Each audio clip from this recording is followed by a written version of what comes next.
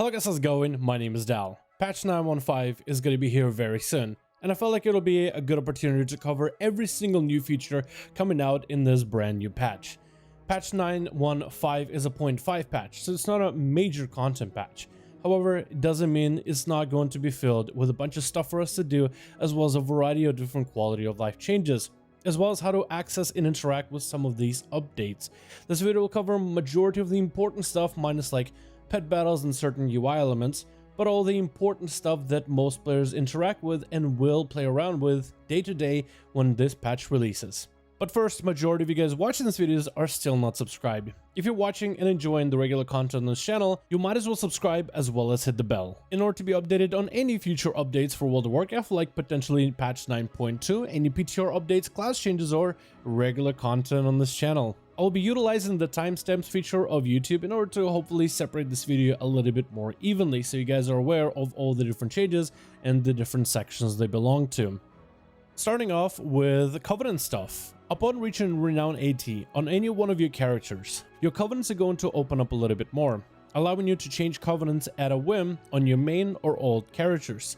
To do this, head over to Oribos and talk to one of the Covenant recruiters, the same way that you normally would when switching Covenants. However, this time, you will no longer have any kind of imposed penalty and you can switch around Covenants anytime you want to. You will, however, wish to visit your Covenant Sanctum in order to make sure you set up your soul binds before you venture into raids, dungeons, or PvP. If you're looking to catch up on Renown, there's now a broker near the Flightmaster in Oribos that will sell you and your old characters, even those at level 50, an item that will boost your Covenant's Renown to 40. This can be used in order to catch up old Covenants or even your old characters, even those that are not level 60 yet. Combined with other in-game catch-ups for Renown, like world bosses rewarding you quite a bit, callings rewarding you quite a bit, a lot of activities will drop a lot of Renown in 9.1.5, so catching up on alternative Covenants should be fairly easy. Your Covenants got nice little bonuses that are not really gameplay affecting, like Nightfave will be able to use Soul Shape as well as Critter Shapes, which will make you look like a critter of World of Warcraft whenever you use it in rested areas, like main capital cities. The Kyrian Path of Ascension saw a lot of improvements in order to make it more enjoyable. The Venthyr Ember Court got some additions, like being able to bring other players into the court. No matter what Covenant you're part of, all Covenant cosmetics and Transmog can now be used cross characters, so you can be part of the Night Fae Covenant while still looking like a Necromancer of the Necrolord Covenant. You can now send Anima to old characters or alternative Covenants, using that same broker we talked about earlier, the vendor near the Flightmaster. It costs 1,000 Anima and delivers 1,000 Anima, so it makes for a perfect one-to-one transaction. From that same vendor, you can also buy a fairly expensive Anima item that will boost the follower experience to level 30. So if you are switching your main to a different Covenant and you want to make sure you're still using the mission table, you'll at least be able to start off with higher level followers. This can also be used for old characters as well. Conduit Energy has been completely removed. You no longer have to use any Conduit Energy when switching conduits, which will hopefully give a lot more players freedom and customization due to this change. We have a variety of different customization changes for Nightborn, Lightforge, High Mountain, and Void Elves. Nightborn probably got some of the most asked for customization changes, like changes to their eyes, a lot more hair options, hair colors, face options, skin options, tattoos, variety of different accessories to put on their character in terms of metal bits, as well as even glowing hands. The Lightforge got a few extra skin tones, hair options, a huge variety of horns, as well as other decorations to apply to the character.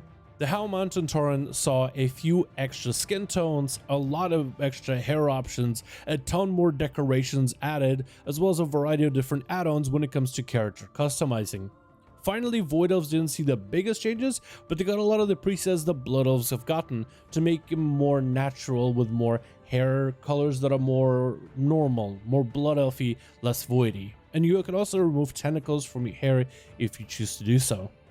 We also got a plethora of leveling changes. First of all, if you're looking to level new characters, you can now utilize the Moss Skip in order to get into Shadowlands pretty quickly. You can also now use heirloom gear that can be upgraded to scale inside of Shadowlands leveling from level 50 to 60. You will buy the upgrades for that heirloom gear either from the broker in Oribos as we talked about earlier, or you can always head over to Orgrimmar as well as Ironforge and talk to the heirloom vendor. It'll cost you quite a bit of gold to upgrade the gear, but it should make the leveling experience a little bit faster, smoother, especially with this gear scaling upwards. Alts can also use the Renown boost item we talked about earlier, so you can literally start at Renown 40 for any covenant before you even begin leveling. Orbos will now offer 2 extra daily quests for every one of your alt leveling characters to complete every single day. The first quest is a quest in Orbos, where doing a floor of Torghast will now reward you experience as well as soul ash upon completion. Also, Torghast will reward you quite a bit of extra experience if that is how you choose to level, like as an alternative between questing, dungeons, story stuff, and now Torghast. The second quest is a Battleground PvP quest with similar rewards with a PvP perspective. You also get a lot extra rewards from the bonus objectives out in the open world when using Fate leveling. These bonus objectives will now grant you Renown, and you can basically get to Renown 60 if you do all of them before you hit level 52. Filling the bar when it comes to filling up the bonus objectives is a lot easier, and so is filling the bar when it comes to assisting the covenants, and overall questing in terms of that regard seems to go by a little bit faster and easier. Torghast and Legendaries got a couple updates. First of all legendaries that drop from dungeons now have a 100% drop rate if they drop from a dungeon. The Torghast rune cover can now recycle legendaries to return soul ash and cinders that it took to craft them. Also, every single Torghast hallway will now award maximum amount of soul ash and cinders every time you do them with no weekly caps, so you can essentially grind Torghast for the resources you need to craft the legendaries. With this patch comes Legion Timewalking. Legion Timewalking is going to offer the Mage Tower experience with its own rewards, Legion Mythic Pluses which can be done side by side with Shadowlands Mythic Pluses for weekly bonuses, as well as Legion Timewalking dungeons. The Timewalking event will happen at some point, I believe in December the first time around, but Blizzard always could change up the schedule, so it could come out early. However, the first Timewalking event will last for 2 weeks. It will come with a variety of different rewards like a Timewalking vendor with its own mount, as well as a variety of different customizations for our characters. They also added a bit of catch-up gear, whether you PvE or PvP. The broker vendor we talked about earlier sells PvP gear as well as PvE gear, which will actually be dungeon gear at item level 210. However, if that's not what you want to gear with, there's always Korthia, and Korthia specific items for gear can now be specialized, as in you can buy pants tokens, shoulder tokens, weapon tokens, you name it, in order to gear out your alts a little bit easier with Stygia. There has been a variety of PvP gear changes, like the honor cost has been adjusted for a variety of honor as well as conquest gear to upgrade it. Honor gear will also have a higher item level when it comes to scaling within PvP to be slightly more competitive. And conquest gear has been broken up in a different way, where there's now more ranks in between as you make pushes inside of arenas, so the gear upgrade should be a little bit more granular, and the honor costs have been adjusted as well. We also got a lot of adjustments for Korthia. The long and the short of it is you'll get more research for everything you do. You'll even have extra quests inside of Korthia on a weekly rotation that will provide more reputation as well as more research. You'll get a lot more bonuses to bonus research from the drops of different rares as well as from quests. Rares can also be more farmable inside of Korthia if you're just trying to farm up a bunch of research, which means farming up a bunch of rep. More rep is rewarded towards with bonuses that can be bought from the vendor as well. There is now a conduit inside of Korthia where you can deposit any anima you gather from Korthia straight to your Covenant Sanctum. We got some changes to Battle for Azeroth content, like islands. Islands can now be queued as a solo player for a variety of different rewards like cosmetics, toys, as well as mounts. Warfronts have also been adjusted.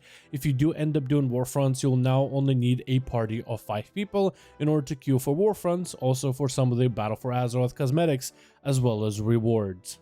Many of the older Legion raids have been adjusted to make them a little bit easier to solo, so a lot of the tuning for some of the raids like Nighthold, Tomb of Sargeras, as well as Antorus have been adjusted, so a lot of the fights are easier when doing them as a solo player.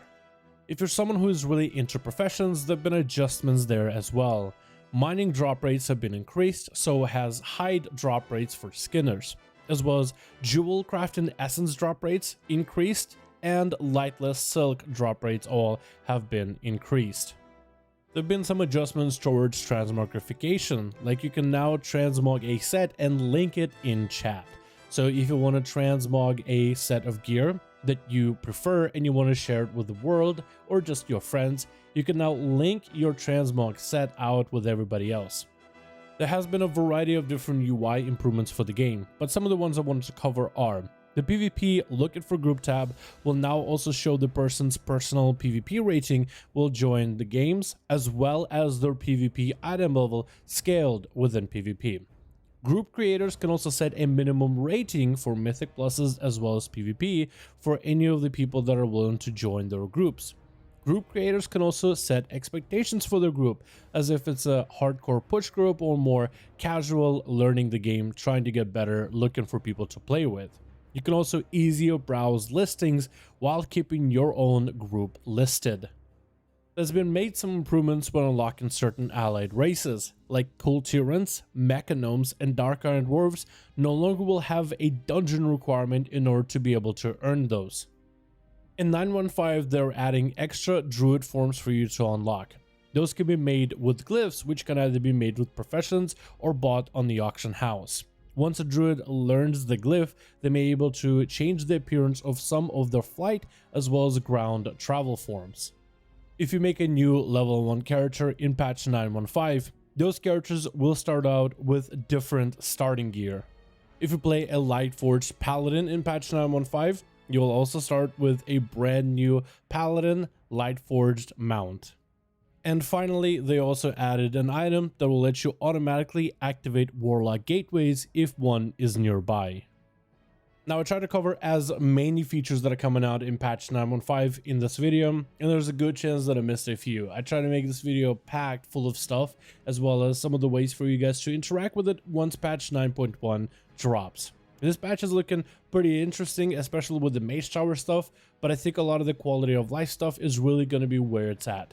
Thank you all so much for checking out this video. I do hope you guys enjoyed. Let me know your thoughts in the comments below, and as always, I'll see all of you guys in another one.